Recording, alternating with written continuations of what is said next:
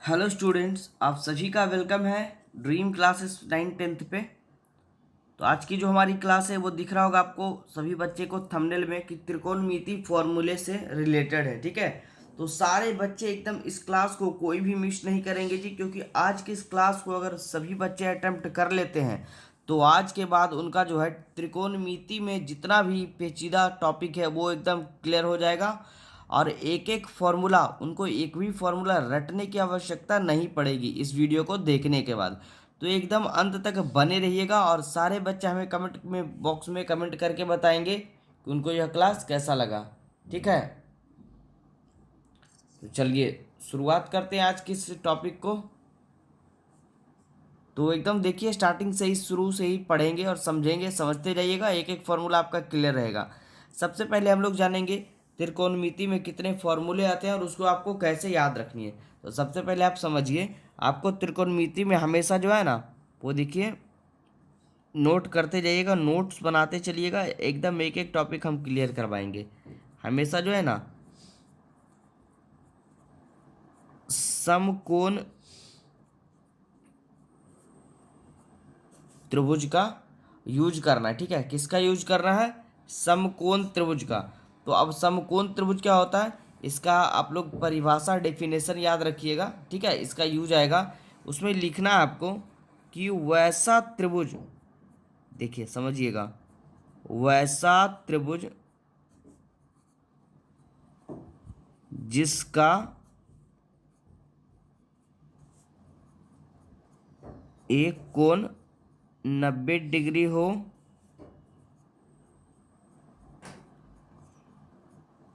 समकोण त्रिभुज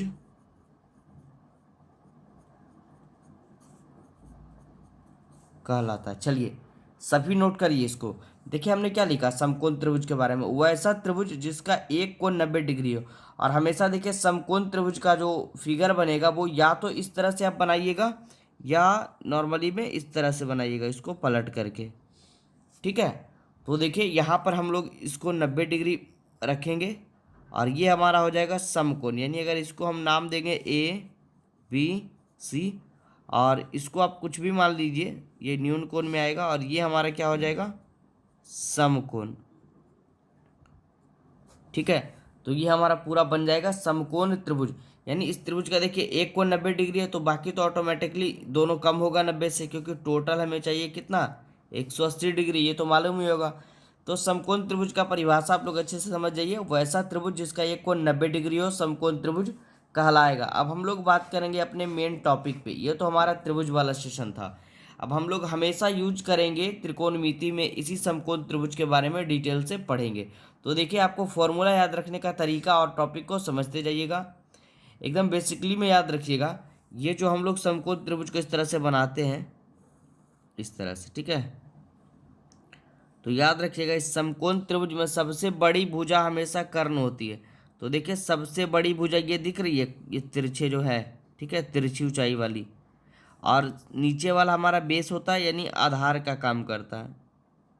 और ये जो लंबाई का काम करता है, ऊपर ऊंचाई का काम, ये हमेशा लंब करता है। और कोण के हिसाब से यह चेंज होता है, तो वो हम लोग बाद में समझेंगे। अभी हम लोग नॉर्मल सा जानेंगे प्रक्रिया कि जो सबसे बड़ी भुजा होगी, ये क्या है जी? सबसे बड़ी भुजा। सबसे बड़ी भुजा, अगर भुजा का मान दिया हुआ रहेगा, मान लीजिए तो अगर ये 10 है तो ये 7 और ये 5 इस तरह से देखने को मिलेगा। ठीक है, अभी हम नॉर्मली में ले रहे हैं, ये रियल में नहीं है। मतलब याद रखिएगा कि ये बड़ी वाली ये भुजा होगी, हमेशा बड़ी होगी और ये दोनों छोटी होगी। ठीक है, तो बड़ी भुजा कर्ण का काम करेगी और ये लंब का और ये आधार का। अब चलिए, अब इसको इसको ध्यान नहीं रखना है, ये सिर्फ ऐसे हमने लिखा है। अब देखिए हमें 6 टर्म को पढ़ना है त्रिकोणमिति में, फॉर्मूले को याद रखने के लिए 6 टर्म आपको क्या क्या जाननी है? Sine theta, cos theta, tan theta. ठीक है, समझते जाइएगा। कॉसेक थीटा, सेक थीटा और कॉट थीटा। इन छेबों पर ही हम लोग डिस्कशन करेंगे। तो उससे पहले हम लोग एक फॉर्मूला यहाँ पर जान लेंगे, ये वाला टर्म, ठीक है। समकोण त्रिभुज में ये जो हमारा क्या है, समकोण त्रिभुज है, समकोण त्रिभुज, इसमें एक फॉर्मूला हम लोग जान लेंगे। देखिए साइड में लिखते हैं हम लोग, इसमें जो फॉर्मूला होता है ना, वो कर्ण का स्क्वायर बराबर लंब का स्क्वायर प्लस आधार का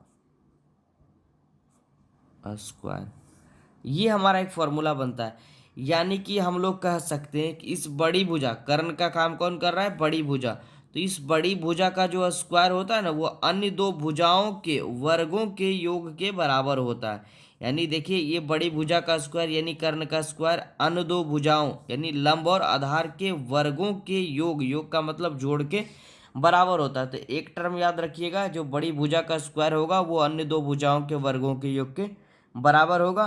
तो इससे हमारा देखिए कितना फॉर्मूला यहाँ पर निकल करके आएगा। हमने तो सिर्फ नॉर्मल में एक बात जाना कि कर्ण का स्क्वायर यानी बड़ी भुजा का स्क्वायर बराबर लंब का स्क्वायर प्लस आधार का स्क्वायर। तो अब हम लोग यहाँ से सिर्फ कर्ण बराबर भी तो लिख सकते हैं। ये स्क्वायर है, इधर जाएगा तो अंदर रूट चला जाएगा ये, तो हमारा ये फॉर्मूला क्या आ जाएगा, लंब का स्क्वायर और प्लस आधार का स्क्वायर, हो जाएगा ना। इसी तरह से हमारा एक टर्म में दो फॉर्मूला निकला। फिर दूसरा टर्म देखिए, दूसरे टर्म में आपको ये करना है। अगर मान लीजिए कर्ण के जगह आपसे पूछ दे, अब बताइए आप आधार बराबर क्या होगा, तो देखिए आधार का स्क्वायर बराबर क्या लिखना है, लगाना है आपको। देखिए हमें आधार पूछा गया, तो इस कर्ण का स्क्वायर और ये लंब को हम इधर ले आएंगे, तो आधार स्क्वायर बराबर क्या हो जाएगा हमारा, कर्ण का स्क्वायर और माइनस लंब का स्क्वायर हो जाएगा। और सिर्फ अगर आधार पूछे तब क्या करेंगे, इसी को अंदर रूट लेके चले जाएंगे और ये हमारा वही रह जाएगा, कर्ण का स्क्वायर माइनस लंब का स्क्वायर। कोई दिक्कत नहीं ना। और देखिए तीसरा टर्म, तीसरा आपसे क्या पूछेगा, इसमें हमने कर्ण के बारे में पढ़ा, आधार के बारे में पढ़ा, अब लंब भी तो पूछ सकता है। तो लंब बराबर भी देखिए जी, लंब बराबर अगर पूछेगा तो ये कर्ण का स्क्वायर और ये आधार वाला इधर आ जाएगा तो माइनस हो जाएगा, यानी कर्ण का स्क्वायर माइनस आधार का स्क्वायर बनेगा फॉर्मूला, है ना। और अगर सिर्फ लंब पूछ दे, चलिए 1 मिनट, एक सेकंड आप लोग रुकिएगा।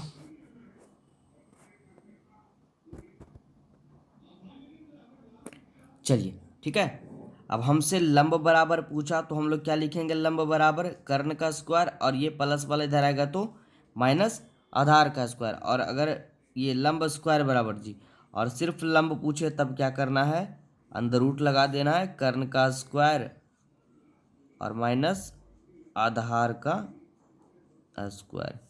यानी कि इससे हमारा 6 फॉर्मूला निकल करके आया, 1 2 3 4 5 6। तो बेसिकली में याद रखिएगा, इन 6 फॉर्मूले का यूज आएगा हमारा। फिर हमें इसी में पढ़ना है, देखिए एक हमारा टॉपिक जो होता है इसमें, उस पर भी हम लोग डिस्कशन करेंगे। तो अभी आप लोग पहले चलिए उसको भी जान ही लेते हैं। फॉर्मूला देखिए अगला हमारा जो निकल करके आएगा वो हमारा आएगा एक में साइन थीटा, क्योंकि हमें 6 टर्म पढ़ना है। पहले इसको समझ लीजिए आप लोग, इस पूरे त्रिकोणमिति के टॉपिक में हमें 6 टॉपिक को पढ़ना है, sine theta, cos theta, tan theta, cosec, sec, cot. अब समझिए ये छेबों का अंतर समझिए। देखिए यहाँ पर आपको जानना है, इस साइन का अपोजिट कौन होगा, कॉसेक होगा।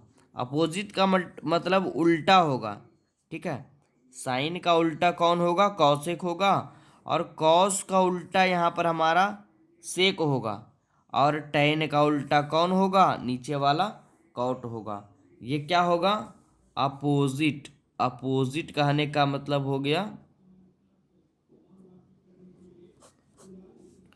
व्युत्क्रम, उल्टा, ठीक है। अब जैसे समझिए इस उल्टे का मतलब हम क्या कहना चाह रहे हैं, कहने का अर्थ हुआ कि इस साइन थीटा बराबर हम लोग लिख सकते हैं 1/कॉसेक थीटा। यानी इस कॉसेक थीटा का अपोजिट यह साइन थीटा है ना। उसी तरह से हम लोग कह सकते हैं यहाँ पर देखिए इस कॉस थीटा बराबर हम लोग क्या कर सकते हैं, इस कॉस थीटा बराबर ये वाला 1/सेक थीटा, है ना। और इसी तरह से टेन थीटा बराबर क्या कह सकते हैं, 1/कॉट थीटा, है ना। तो तीन टॉपिक आप लोग समझ गए होंगे। उल्टा वाला कि कौन किसके अपोजिट होता है, साइन होता है कॉसेक का अपोजिट, हमने बता दिया अभी इस तरह से लाइनिंग करके, है ना।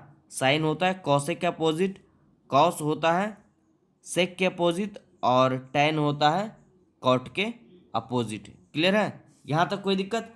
अब देखिए इधर तो हमने पढ़ लिया था 6 फार्मूला, और यहाँ पर भी हमारा 1 2 3 फार्मूला आया। लेकिन समझिए इस तीनों फार्मूले से कितना फार्मूला हमारा निकल करके आएगा, उस बातों को हम लोग यहाँ पर अच्छे से क्लियर करेंगे। देखिए जैसे हमने पहला टर्म क्या जाना, साइन थीटा बराबर 1/कॉसेक थीटा। चलिए इसको हम लोग नीचे लिखते हैं, ठीक है, समझते जाइएगा एकदम सारे बच्चे।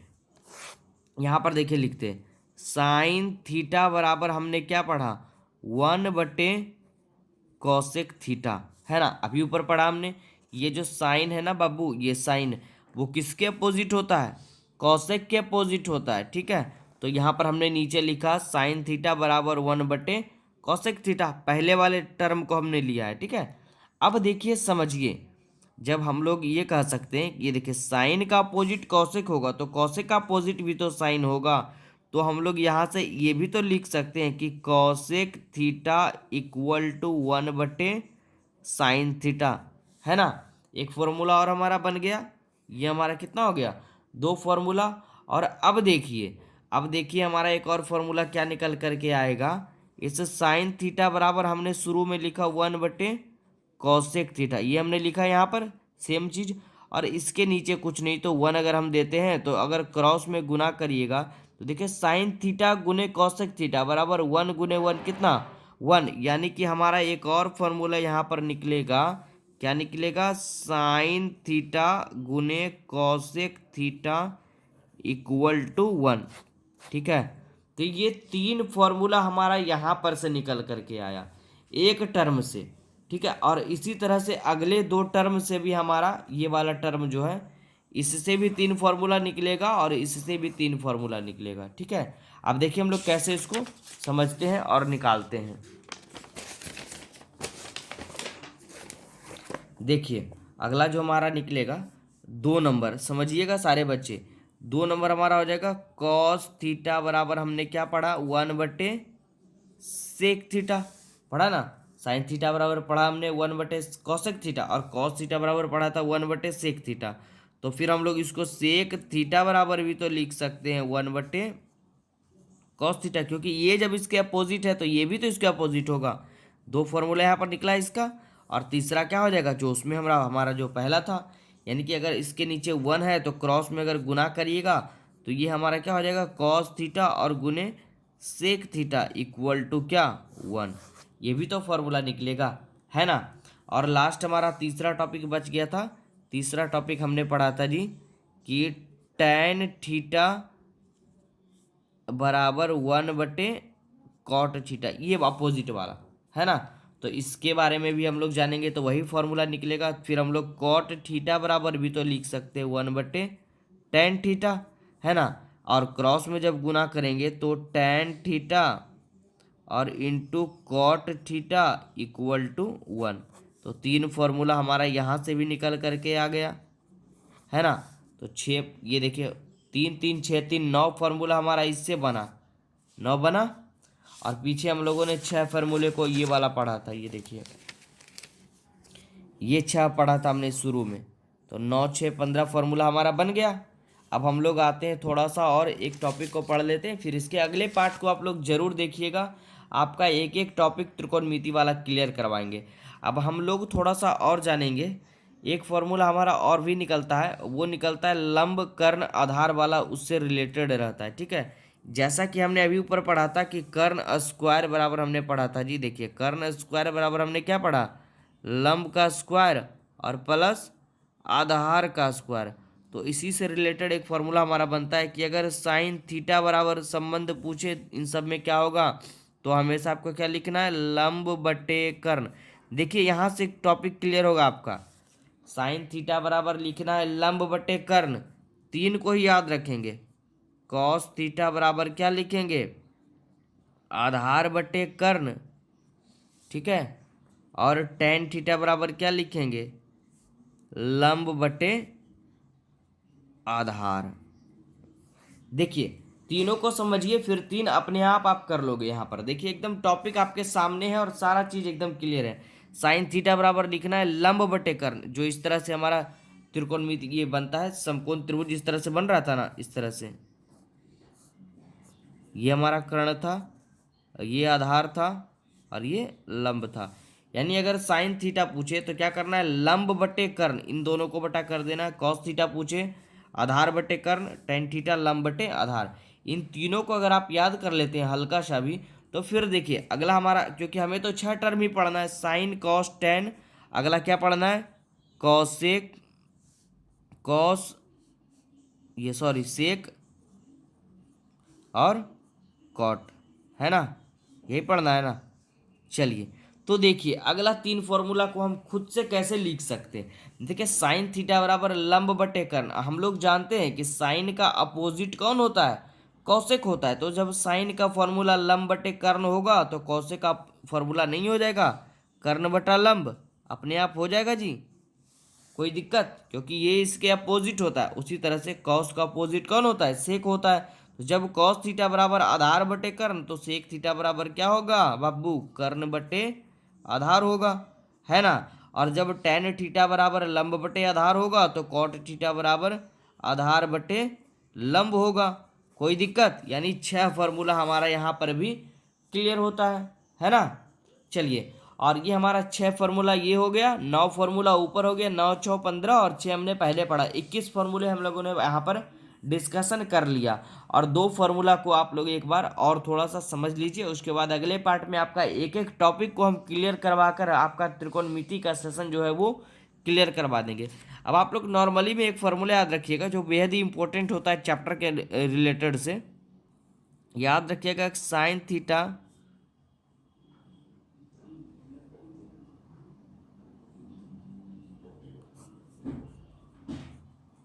बटा कॉस थीटा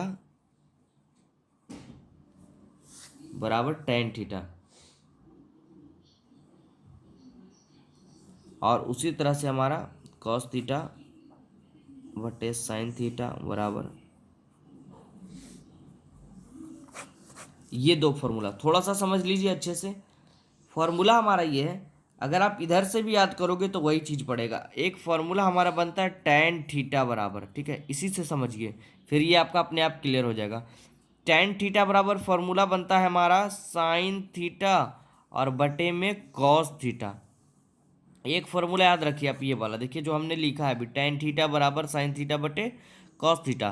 तो आप समझिए, अगर टेन थीटा बराबर साइन थीटा बटे कॉस थीटा होगा तो टेन का अपोजिट क्या होता है जी, कॉट थीटा, हमने अभी पढ़ा पीछे। तो जब टेन का अपोजिट कॉट होगा तो फॉर्मूला का भी तो अपोजिट हो जाएगा, कॉस थीटा बटे साइन थीटा। यानी टेन थीटा बराबर अगर साइन थीटा बटे कॉस थीटा होगा तो कॉट थीटा जब इसके अपोजिट होगा तो इसका फॉर्मूला भी इसके अपोजिट कॉस थीटा बटे साइन थीटा होगा। यही बात तो हमने यहाँ लिखा, कॉस थीटा बटे साइन थीटा, कॉस थीटा बटे साइन थीटा बराबर में कॉट थीटा बराबर में कॉट थीटा, साइन थीटा बटे कॉस थीटा, साइन थीटा बटे कॉस थीटा बराबर में टेन थीटा बराबर में टेन थीटा। या तो आप ये याद रखिए या तो आप ये याद रखिए, ठीक है, दोनों बात सेम ही है, ठीक है। जैसे आपको यहाँ पर याद रखना है, जैसे देखिए यहाँ पर हमने पढ़ा था, ऊपर देखिए, अगर आप लंब बटे कर्ण बोलेगा तो आपको साइन थीटा बोलना है, या फिर अगर साइन थीटा बराबर फॉर्मूला पूछे तो लंब बटे कर्ण बोलना है। तो दोनों फॉर्मूला तो एक ही तरह से है, लेकिन याद आपको अच्छे से कर लेना है, ठीक है। तो मुझे उम्मीद है कि हमसे जितने भी बच्चे जुड़े हुए थे अभी तक के क्लास में, उनको यह बात एकदम क्लियर हो पाई होगी और हमारे क्लास को वो अच्छे से समझ पाए होंगे, ठीक है। और इसके अगले पार्ट को आप देखना ना भूले, और जो भी बच्चे न्यू है चैनल पे सब्सक्राइब बटन दबाना ना भूले, ठीक है। फिर मिलते हैं हम लोग अगले क्लास में, बने रहिएगा आप लोग, एकदम उम्मीद बनाए रखिए और ड्रीम क्लासेस पे बने रहिए, ठीक है। इस तरह के वीडियोस पाने के लिए हमारे चैनल को सब्सक्राइब कर लीजिए। और जो बच्चे क्लास 10th के नोट्स परचेज करना चाहते हैं वो हमारा हेल्पलाइन नंबर आपको दिख रहा होगा स्क्रीन पे, जाइए वहाँ पर कॉल करिए, कांटेक्ट करिए, व्हाट्सएप करिए, आपको जो है हमारी टीम जो है आपकी बेहद ही जल्द ही मदद करेगी। ठीक है, चलिए मिलते हैं अगले क्लास में फिर।